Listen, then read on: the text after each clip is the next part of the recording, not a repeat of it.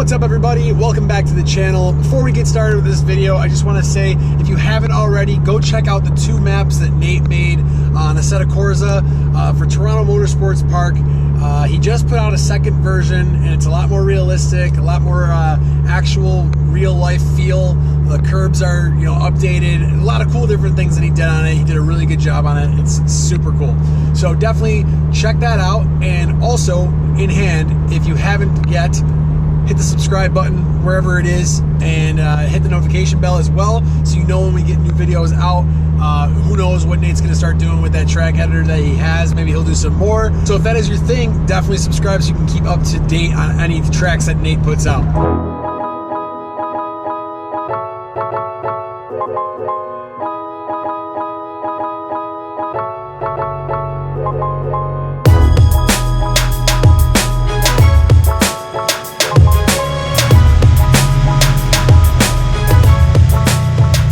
So I know I usually start like almost every video saying that today's a cool day and we're doing cool things.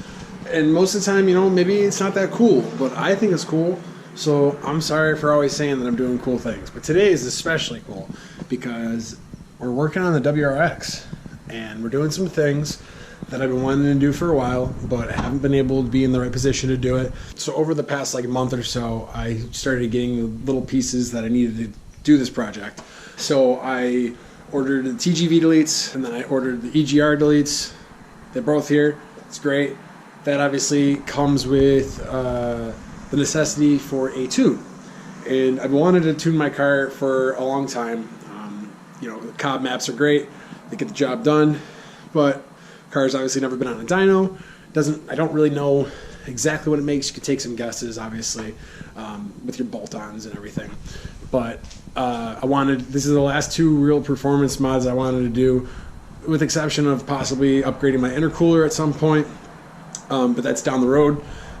So I finally started reaching out to tuners, and one of those tuners ended up being TPG Tuning, and we hit it off right away. I was talking to a couple different guys there, and I just really loved the vibe that I got from them. They're located in Pittsburgh, so about 3.5 hours from me.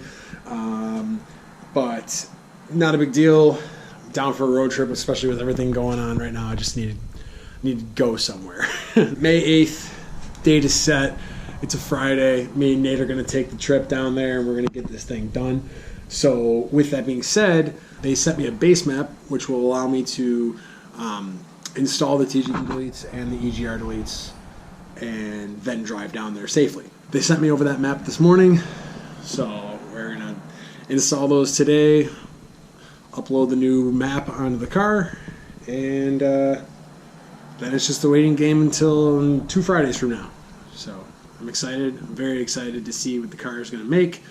I'm not trying to blow anybody out of the water, and it's obviously not going to make some stupid power that people are going to be impressed with. It's just it's going to be fun, and it's going to be dialed in, and I'm excited about it. So for this install, you're going to need a 12mm swivel socket, a 10mm deep socket, 12mm deep socket, 6-inch extension, ratchet, needle nose pliers, and a torque wrench. So I already took off the intercooler because I forgot to start recording. But that's the first step. Obviously, if you have a top mount, it's just take it off your normal. If you have a front mount, look at a different video. So first step is there's a bracket right underneath your vacuum lines here. It's 12mm. That one's already out as well. That's your first step. The second step is if you want to get over here and show your EGR, the 4 12mm bolts here on the EGR setup there. So you're going to need your swivel ones for these. Get your EGR removed. You need these 2 connectors here for your TGVs. There's one on each side. My charge pipe's kind of in the way. It's kind of annoying, but it came right out. No big deal. There it is right there. After you get those 2 connectors disconnected, you're going to use needle nose pliers to get this vacuum hose out of the pump right here. Just squeeze it and then obviously put the clamp back on and get it out of your way. Then from there, you're going to use your extension with your 12mm socket, and you're going to get the 4 on each side 12mm bolts that's holding the intake manifold down. So you're going to have them on both sides. So on this side, you're still connected to that. Maybe this is like a heat shield, I'm thinking maybe. It's still connected right here and right here. No one really said to take that out, but I might have to. But I think you might be able to just pull up on your mount, your bracket here. Yeah, there you go. And then kind of just wiggle her out.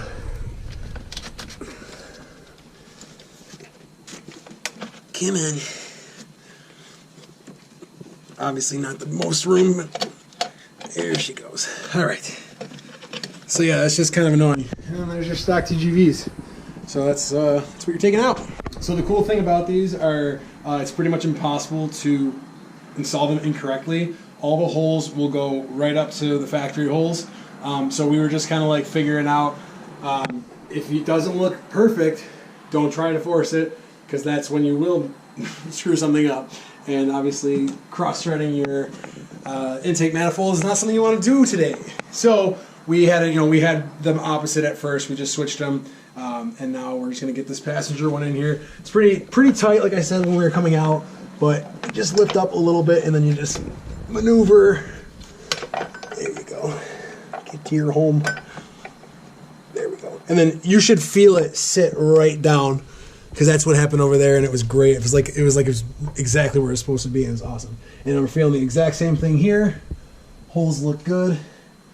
Yeah, this side's just way a little tighter. That side, you can no problem at all. I will say this again, just for friends, just beware. Definitely want to be careful putting the bolts in. Don't force anything.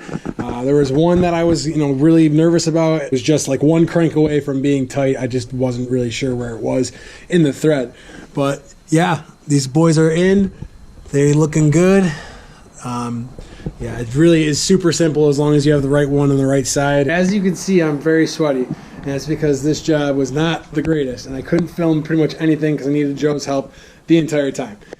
No bueno, no fun. But I want to show you everything that we took off. So there are 3 pieces to your EGR, and it's pretty wild. Oh, more coolant, great. Dumbass. So this is the first piece that you took off, and this right here, this side is the plate that one of them gets cut off. So that's the initial one. Then this is what that side connects to right there. And then that goes down to this big boy. So obviously very tight down there, very hard to get a camera down there. And I apologize sincerely for not getting that for you, but I will show you everything through here. So if you can see, lots of coolant down there because it's a mess. It's a complete mess. These 2 coolant lines that connected to your EGR need to get connected through the thicker piece that is supplied to you through the kit you bought. And then right here is the initial main piece that, the 2 coolant lines here that also needed to get connected. You get that as well. I know this really doesn't help anybody at all. I'm just still going to throw it in here just so you get an idea of what it's going to look like afterwards. It was definitely a pain in the butt.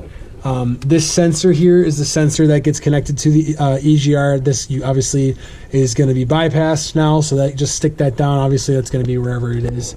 And then yeah, you're going to have to close these off here, and then that's going to be it. That should be the whole shebang. Even though you missed a big chunk, and I feel terrible, but it was just not fun. Your thin plate. This goes over this flange going straight into the engine. Right, like so. You use your old 12 millimeters, that the original ones. It just lines straight up. Start it in there.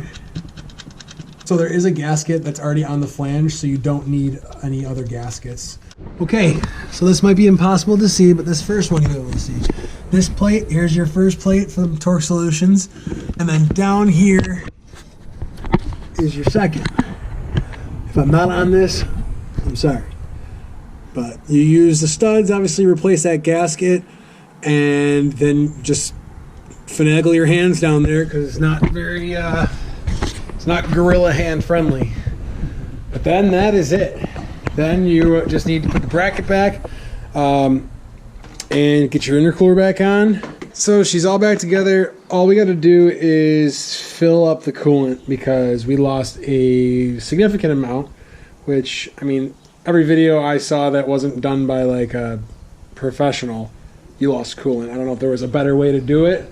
Probably not. I feel like either way it was going to be a mess. I probably didn't help smacking the hose all over the place. We're gonna fill this up with coolant, flash the access port, and she should be ready to rip. So we are gonna change the tune here. I'm currently on the Cobb 93 Stage 2, and obviously with the TGV and EGR, TPG sent me a base map, like I said before, and I got it downloaded on here already.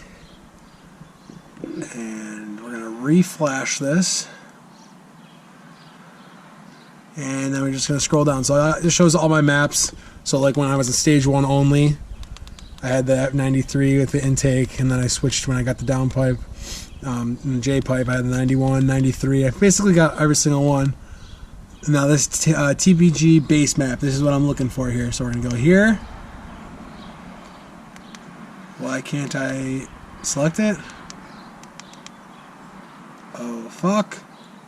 Alright, so the map isn't working currently, and I'm gonna start it up to see if I can even get my car home, just so I can figure it out with the access port after. So we're gonna do an initial startup after the install of the deletes and see what happens. So sounds pretty smooth. Yep. So obviously your check engine light comes up. Kind of the entire dash freaks out when the engine light's on, obviously. But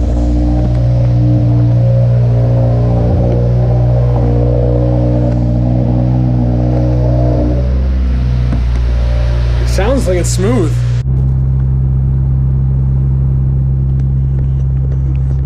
So we're cruising, taking it nice and slow, driving this thing very gingerly, not getting the boost at all. You know, I'm just trying not to screw anything up. I don't know what this car is gonna think what's going on right now. It seems like it's running pretty smooth. We're not too far from home. We're like 10 minutes away. So I'm gonna get diving into that troubleshooting, see why I can't get that map onto my AP, and go from there. Just want to give a huge shout out to my buddy Joe. He was featured on the channel last summer with his M3, and he was just a huge help for me today. Being an extra set of hands, extra set of eyes. It was very new to both of us. He's never done anything like this before. I also haven't.